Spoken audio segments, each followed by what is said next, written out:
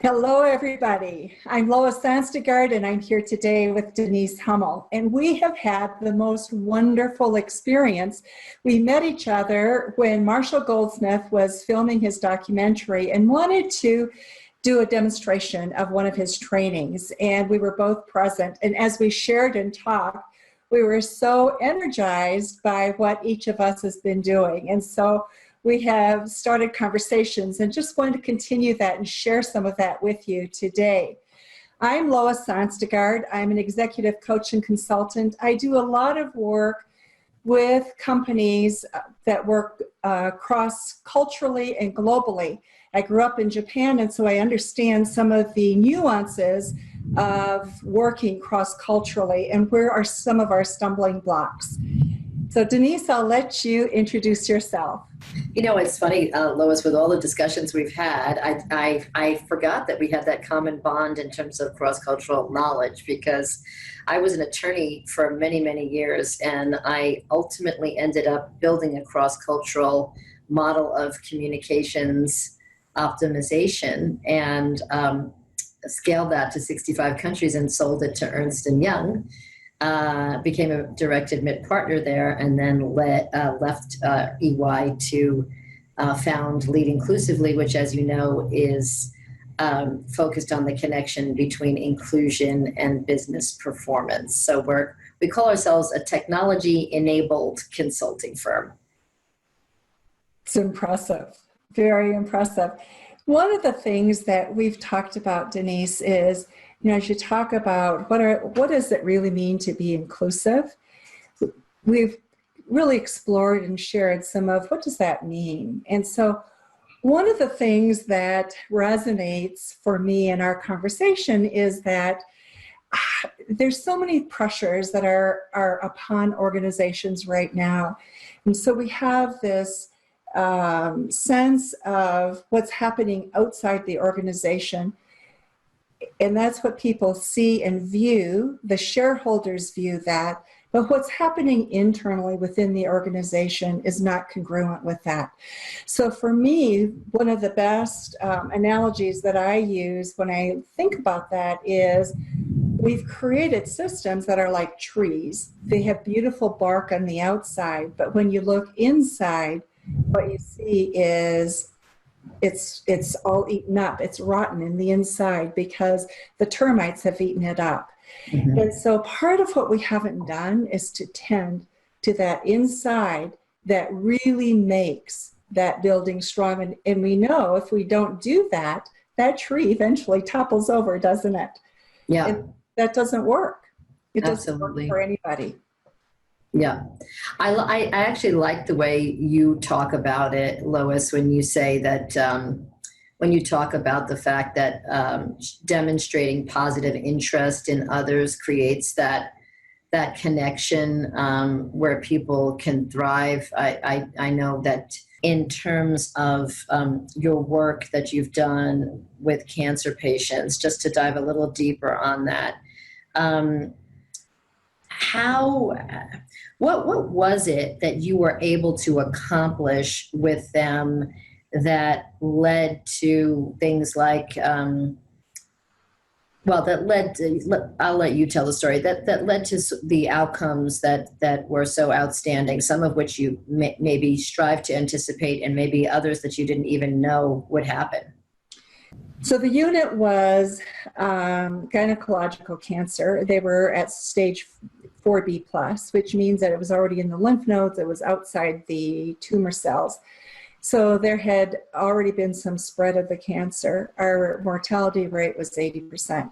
Mm-hmm. So the family knows the outcomes are poor. The staff knows the outcomes are poor.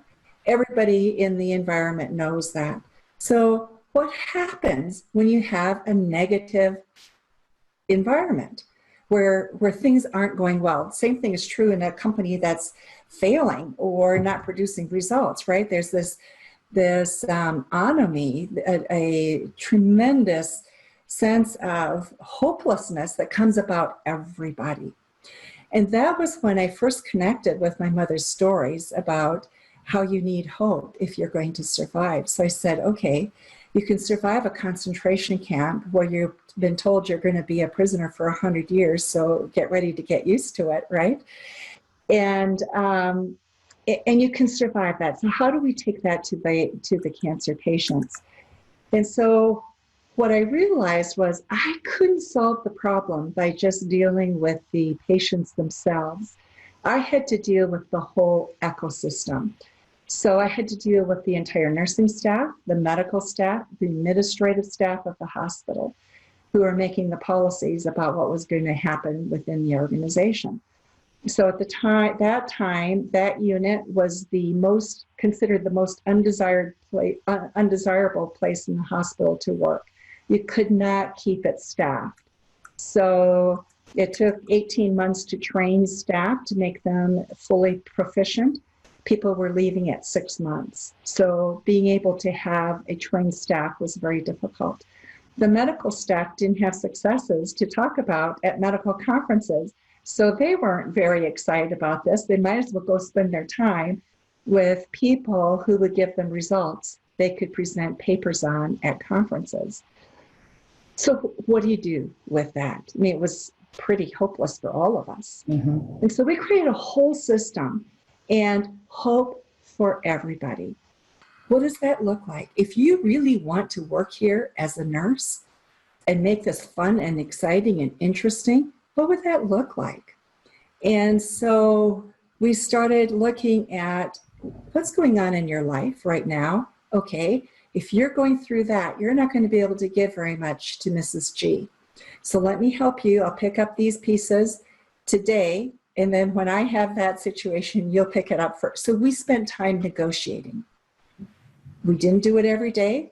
We had a formal time in which we did it. So people knew that they had to plan. But people knew they were going to be taken care of, right? Yeah. And then with the families, we created a whole program for the husbands.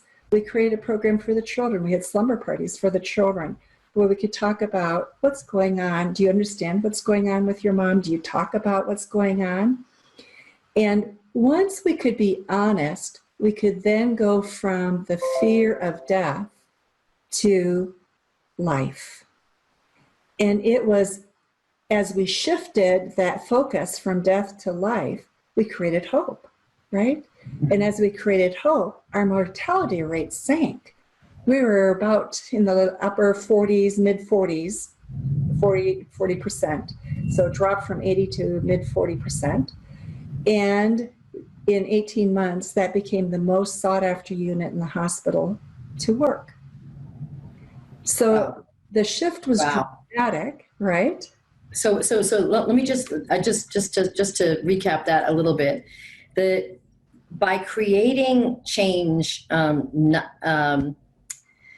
do I say this? By improving the lives of not just the ailing patient, but all the stakeholders around her, including her kids, her spouse or significant others, but also including and maybe even especially her caregivers, you were able to improve the outcome for that individual. In other words, it became an entire system of improving outcomes where the quality of everybody's life improved, including the actual caregivers who then were more able to do what they were hired to do and reach their highest performance. Absolutely. So you know how Marshall talks about saying thank you, being grateful, right? Mm-hmm. So when you have a morbid situation, you don't have much gratitude because people are very inward. They're just simply trying to survive today, this moment, this hour, right?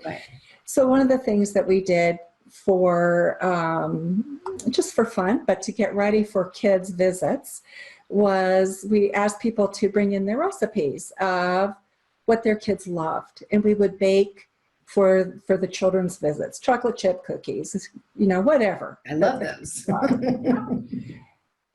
Not only did we make them for the children that were going to come, we usually did it on a Thursday. The kids came on a Friday. We then held a coffee tea party for the doctors. in the afternoon, as soon as the baking was done. And now the conversation was a positive conversation because it was around a gift. I made this for you. Thank you for taking care of me. It changed the dynamics of everybody. And you think, how simple, right? Mm-hmm. So Denise, I often look at that and I think, what is it that goes on in our organizations? Most of it will I was make just thinking that. a dramatic difference. It's not huge things, but it's being intentional about what it is that's needed. And it's having your eyes open to where the problem, the sore points.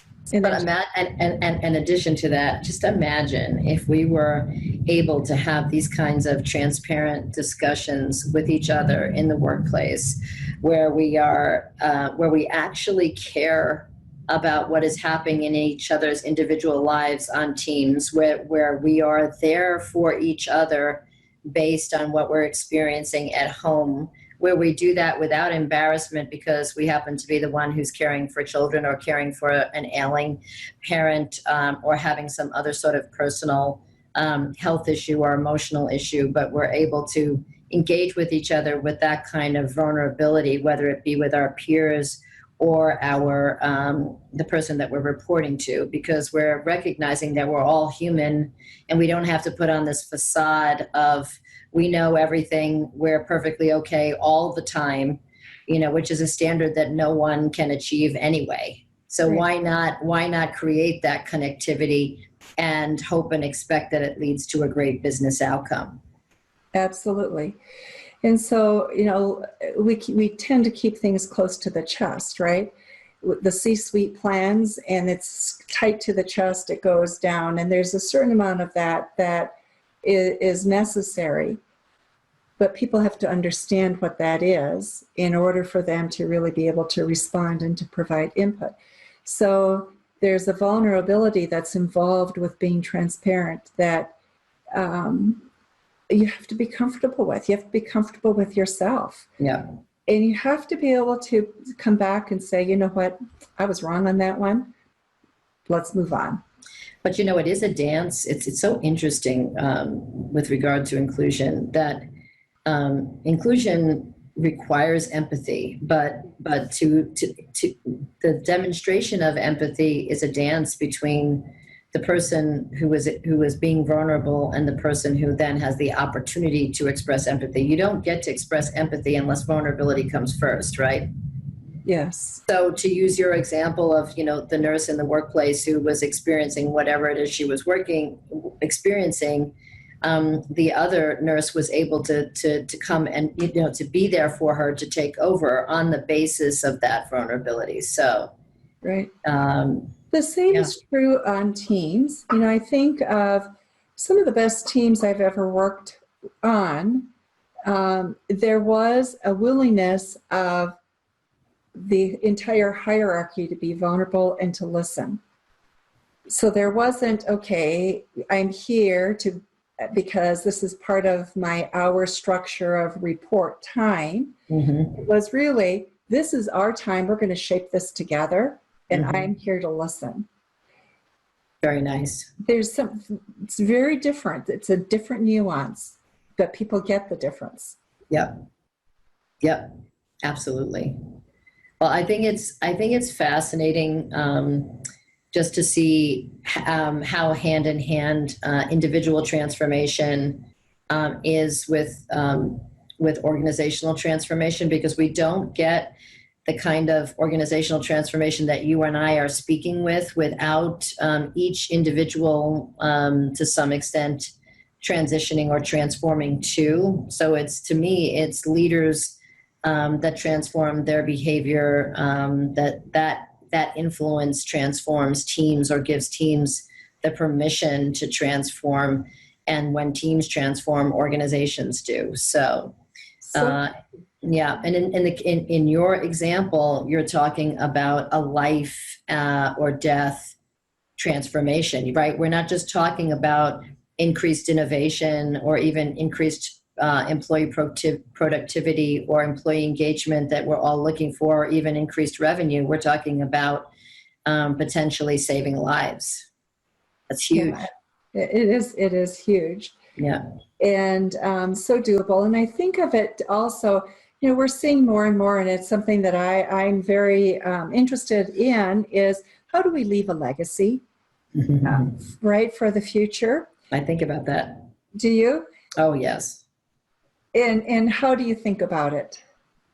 Oh, it might just be that, I'll just say, do I dare say post 40? Go ahead. 40 plus, whatever that means to you out there. That time of life where you're starting to ask yourself, what has my life meant? And have I made any sort of lasting contribution that I will be remembered for? Because at the end of the day, I'm going to be, ashes to ashes or dust to dust, and what have I left behind? And it's interesting because the work that I do and that you do, obviously, but I'll speak for myself, is so meaningful in the sense that it is improving organizations, and it is also improving the lives of individuals, in my case, particularly women and people of color. But being able to sort of see that in some tangible way is what I'm looking for. So I'm hoping that some of the work that we're doing that is in fact a little bit on the measurable side, in the sense that we can see whether we're having an impact on reducing attrition, on moving women and people of color through the talent pipeline to senior leadership. These are things that are real, that have a real impact, not just for this generation, but for the generation to come. So I'm crossing my fingers, Lois. I hope we can do it. You know what, Denise, there are so few people who measure. And I think that is one of the things that when I first learned about what you do, that I deeply respected, was you have a sense of responsibility. We got to measure it. We got to know we make a difference. And if we don't, we're going to change it until we can make a difference. And so it's that passion that I think there's a passion to make a difference that I think is almost a prerequisite to having a legacy, isn't it? I agree.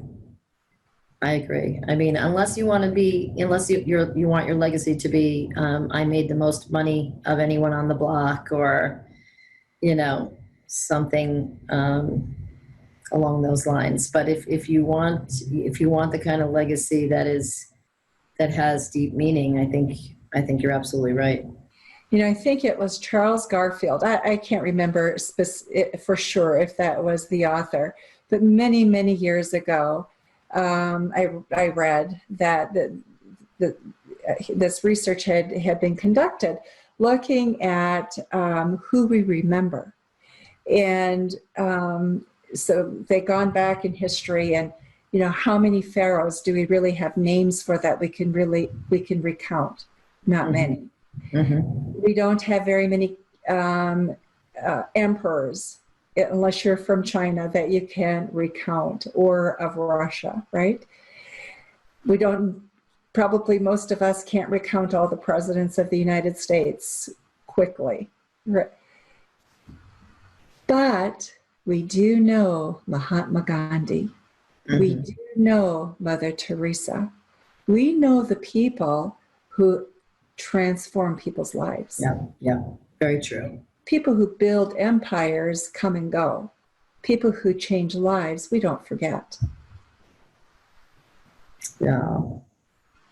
And I can imagine that you must have a certain sense of pride and legacy in the work that you've done in the hospital, and of course, in other industries as well. But that one in particular stands out in my mind as being super meaningful. Well, thank you. Yeah, and likewise, Denise, it is so wonderful to have this time to just share with our audiences what it is that is important, what we have found important within organizations, and the connection that we've had together as we have gotten to know one another has been just really, really wonderful. So I thank you for that. I'm looking forward to it continuing. Yes, likewise. This will have to be the first of many podcasts that we do. Wouldn't that be great? And then just to make sure everybody knows, there will be information that will be available. We'll both make that available. And just connect with us. We're glad to share with you anything that we can that will help you with what it is that you're trying to achieve in your life and in your careers. Absolutely.